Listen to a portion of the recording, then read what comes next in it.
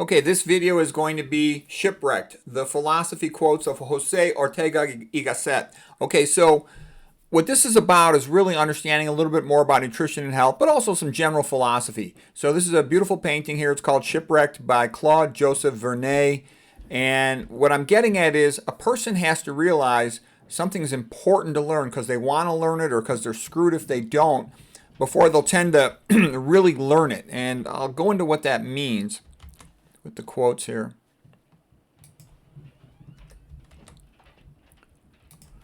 Okay, to live is to feel, this is Jose Ortega quote, to live is to feel oneself lost. He who accepts that this has already begun to find himself, to be on firm ground.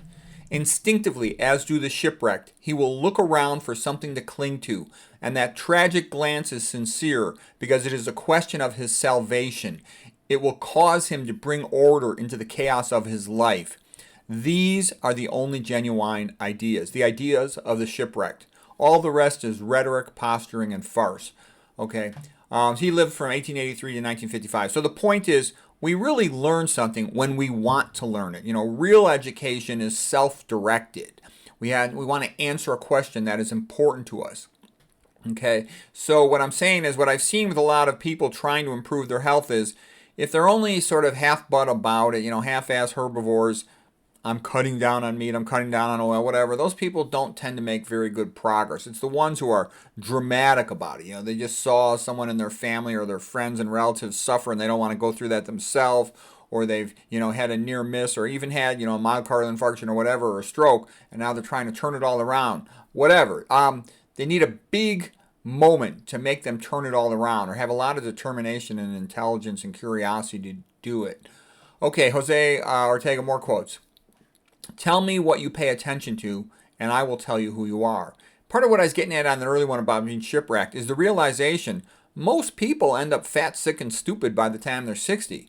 And if you don't want that to happen, you really got to make a big effort in a Western society where everything is geared towards making you fat, sick, stupid, and impotent. Okay, he continues. Civilization is nothing else but the attempt to reduce force to being the last resort. And that's another thing I like about Christianity. You know, Jesus Christus said, forgive each other, be nice to each other, try to understand each other, you know. 1 Corinthians, you know, love is the most important thing, okay? All right, he continues. Effort is only effort when it begins to hurt. Yeah, you got to push yourself. To wonder is to begin to understand.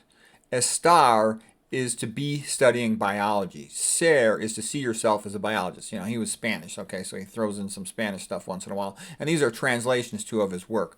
Okay, the student who sees himself as a member of the club, as a young biologist, will learn faster than the grade-seeking student and remember better. That's actually my quote there. I sort of threw my stuff in there. Yeah, basically, when I really wanted to learn biology, I hung out with guys that wanted to become biologists. So we had a naturalist, an older guy, who took us, you know, for walks in the forest, and we're bird watching and figuring out the ecology and discussing it, you know. And I made my own field guide because that's how we really learned it, because we wanted to learn it rather than just taking a class for a grade. Same thing with Spanish. If you want to be good at Spanish, don't worry so much about what the teacher says, you know, answering grammar questions.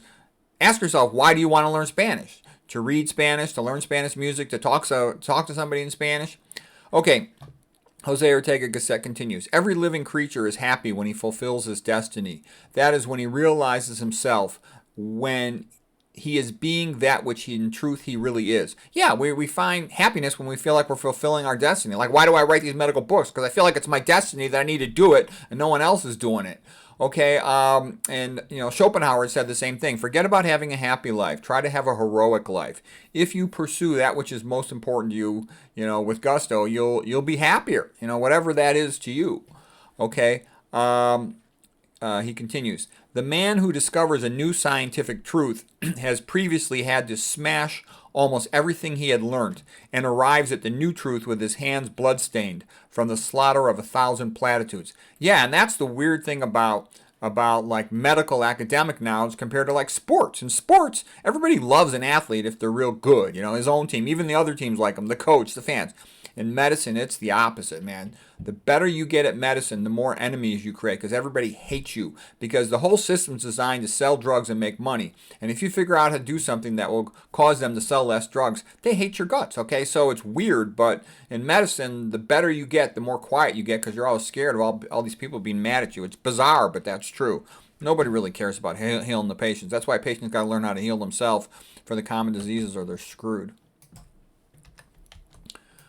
Okay, continues. It is enough to compare the approach of a man who is going to study an already existing science, like your typical college or grad students, with that of the approach of a man who feels a real, sincere, and genuine need for it. So between somebody who's just studying biochemistry for the heck of it because they have to as a requirement versus somebody who's trying to understand nutrition because they're afraid they're going to get sick and die or their family member, loved one is going to.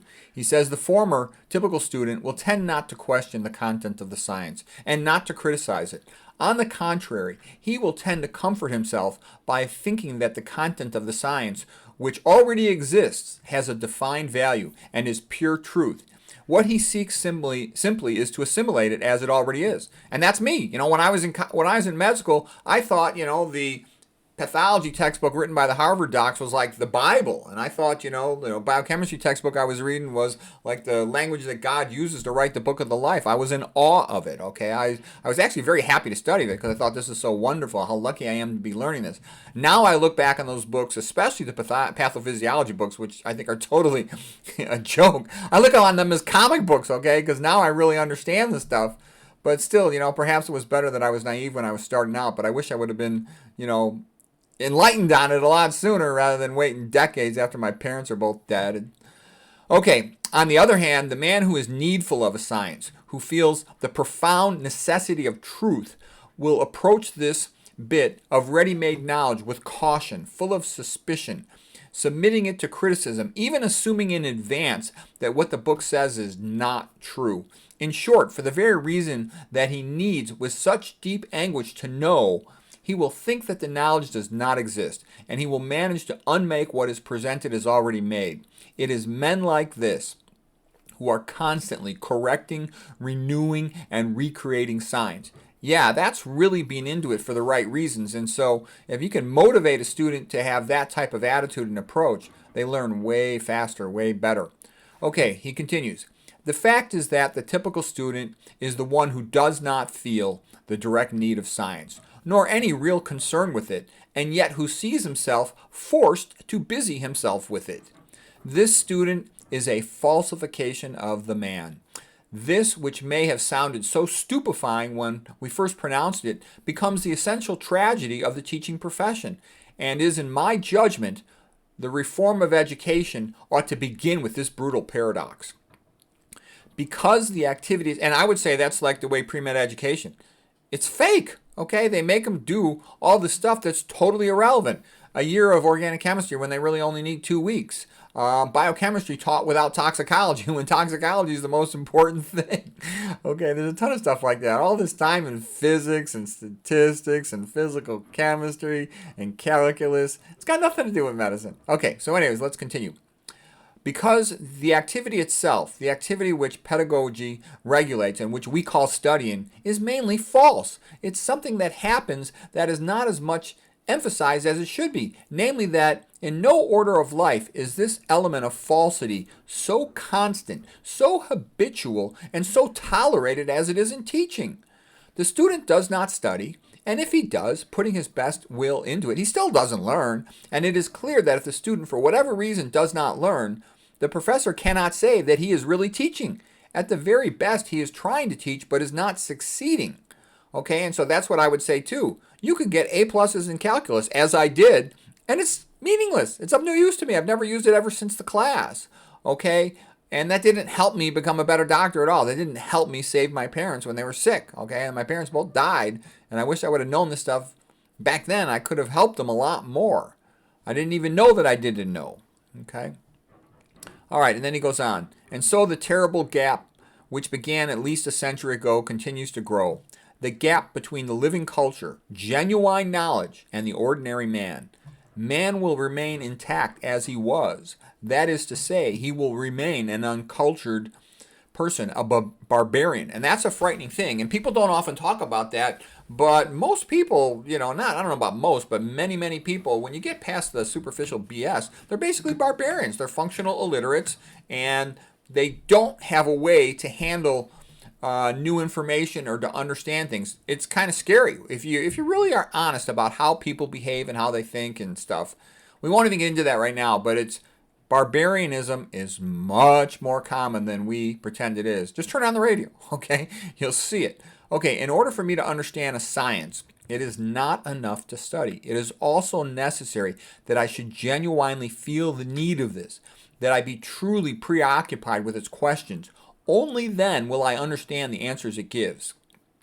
And so I think the key point there is, why is it that anybody, the so-called nutrition experts, the real ones, the good ones, most of them really didn't kind of get good till after 50. There might be some exceptions to that. Some people who are lucky, maybe they came up with a special unique event in their life or a mentor figure earlier on, but most of them don't really learn it until they start getting scared themselves of coronary artery disease, impotence, or seeing a loved one die. Okay, so he continues, no one can thoroughly understand an answer unless he has understood the question to which it replies.